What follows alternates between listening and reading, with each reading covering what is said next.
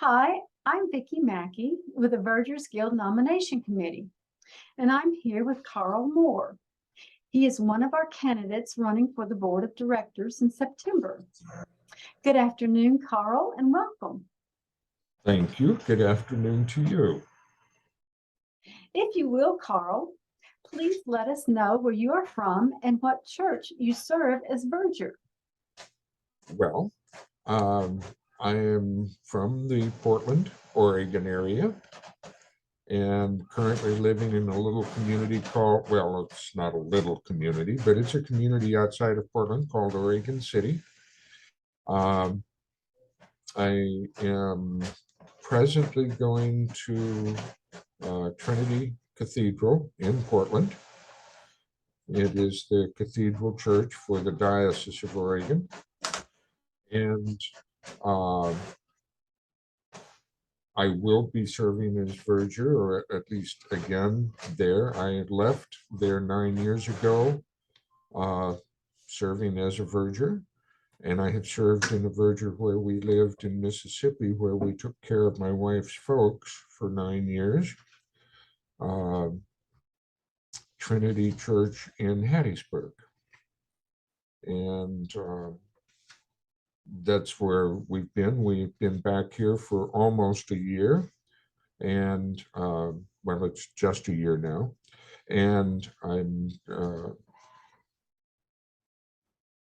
in contact with the Verger team there and sort of sitting in the pew and being careful with the changes that have been made in the 9 years that we've gone. And probably we'll get back in with it. Great, great. Okay, let's get started by asking you a few questions. Sure. That way we can get to know you better as a Verger. Our first question is, in this ever-changing world in which we live in, how has your duties as Verger changed since COVID? Oh boy. Well, at some levels, didn't change a bit. In terms of what we were expected. I was serving in Hattiesburg when COVID hit, and which is a relatively small church, relatively small congregation. We had 3 other Vergers, one of whom was, well, I can't say quite elderly because I'm now as old as he was. So I have to be careful there. But he had some mobility issues and was having problems navigating the steps into this sanctuary and that transition. And so he wasn't as active, but that did leave the other 3 of us. And our duties themselves didn't change a whole lot in that church, simply because our duties included being the first ones there in the morning, getting the coffee started, opening the doors, checking the heat and that type of thing for heat and air conditioning. And then we were the last persons who left the building. During service, our duties didn't change a great deal, except that we stopped having services. So there wasn't a need for us until the vestry, rector, that kind of thing got together and got camera and microphone set up. And then in one case, we were actually running the video equipment for the service so that the 4 or 5 of us who were doing the service itself were the only ones in the church. Yeah. And so we were uh, working with the video and audio. Uh, that sort of became one or two people's job. I was one of them who oversaw that, but it was enough automated that they finally had somebody come in and set it all up on a computer system.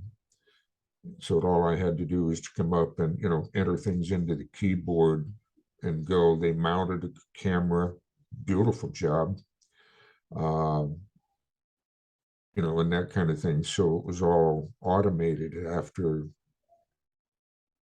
a couple of months. So other than operating the things so that other people could see and hear,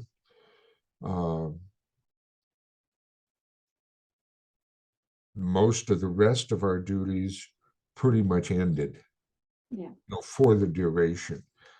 When things got to a point where we could go back to being in presence, we went back to, sort of instantly went back to being part of the service and part of the ministerial team. Okay. In the service in the cathedral here, from what I've seen in the pew, very little has changed except that the vergers have taken on a lot more of the duties of the altar guild in terms of right before the service and after the service. All right. Thank you. Our second question is, how would you go about getting more vergers to be active in the guild, and how do you see them serving? That's probably the hardest of the questions in the list that I have here.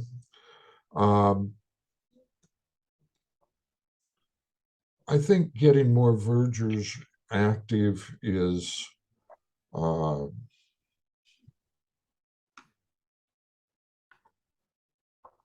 probably related to simply old-fashioned recruitment and knowledge, letting people know what a verger is and does. I have a lot of people, when I talk about being a verger in church, they ask me, what am I doing? What have you? Or, what about church I like? Well, I'm a verger. Well, gee, what is that? And so it's education of people. A lot of what I hear is, oh, well, only cathedrals have vergers. And my answer to that is no. Many of us believe, and very thoroughly, and I'm one of them, who believe that there is, in fact, already a verger in every church. You're right. You're right. They may not be serving as a verger or, with that title for whatever reason. And there's lots of them. The idea here is to get them more active within the guild, and I'm not sure exactly what all to do, except that, all of us who are in the guild, I think that if we can be more active as a guild, more visible as a guild, then other vergers who are both within the guild and serving might be seeing what we're doing and be encouraged to join us because they know about us. And I think that I suspect that some of our guild members are not active in the guild because they don't see anything to do. There aren't any activities, if you will, um, that they participate in.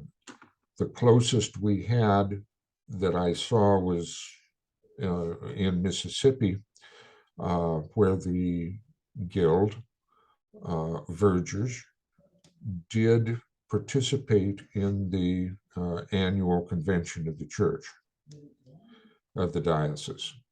And they did participate there, where they hadn't. I don't think they're doing it in Oregon at the moment, but we hadn't been. The only participation we had in Oregon was when I was in Oregon and got permission from the bishop, if you will, to act as the tellers during voting, which is one good way to go. It's one good way for us to be visible. But I think the guild getting somehow more visibility and activities, either as the whole guild or as the guild in the various areas. I know we have some chapters, and I don't know if they're doing anything as chapters other than the Mississippi one during conventions. But it seems to me that there's just not visibility, of what we're doing. And it's hard because we're largely a minister of the invisible. And during church services, that's what we try to be. So, there's a balance in there somewhere. And I think that as a guild, we need to somehow involve our members and give them a reason to talk up the guild, as other than just a business meeting once a year. That's true. I agree with that. All right. Well, thank you. Yeah, I don't have ideas of how to do it, but I think that's what we need to do. Would you consider the Vergers role as managerial or leadership, and why?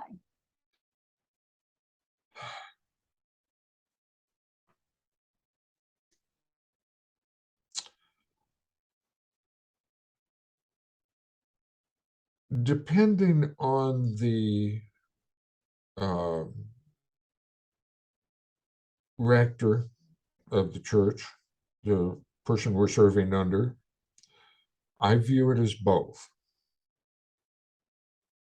There are times when, or areas when, as a verger, we are managing, we're managing other people in terms of their scheduling and time, and who's on duty for which service, that kind of thing. I think is a managerial piece, and leadership is being active and being part of the people we manage, if you will. In other words, I don't see us as just, sitting in an office someplace, maybe at home or at church, and making schedules and lists and seeing that people do them. I think we have to be actually involved. And I think that involvement is the leadership. And I see a lot of mentorship possibilities for us as vergers, both in training the acolytes and being information for them, and empowering them to learn, empowering them to understand some of what it is they're doing. Not just showing them what they have to do. That mentorship, if you will, does have to be age appropriate when we're talking about the acolytes. Some are just, for now, what you do is simply light the candles in this way and put them out in this way. But as they get a little older, why are you doing it that way? What's Yeah. going on here? What's behind it? What's the symbolism? Does the symbolism still matter? All of those kinds of things. So I see it as being a little bit of both. In the Trinity Cathedral's position, it would be much less managerial and more leadership, simply because each of the guilds has their own head that reports to the rector. Yeah. I mean, that's their structure. And so it would be more leadership, mentorship in my guess there. Okay. Our final question is, it's 7:45 a.m. and all is ready for the service. And it's going to start in about 15 minutes. However, there is no clergy. How would you respond? Begin preparing morning prayer. Marking my prayer book for where I'm going to turn pages in. I don't have to plan a lot because I can use the readings for the day as they're printed in the bulletin, and that kind of thing. But, I would make sure that everything is ready for the clergy when they get there. I'm not giving up on them until it's time to walk into the service. But I'd make sure, the candles are lit and everything's ready as if they were there. And as has happened to me, there might be morning prayer, and the announcements beginning the service would be, clergy is unavailable at the moment. If they come in, we'll pick it up where we are and go on with communion. Otherwise, we have morning prayer, and it begins on page. And we go from there.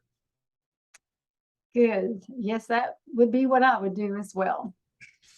Well, thank you, Karl, for your commitment to run for the board. And we look forward to possibly having you on board or maybe seeing you again soon. Sure. So we will be back again with our final interview of our candidates. Thank you, Karl. Okay.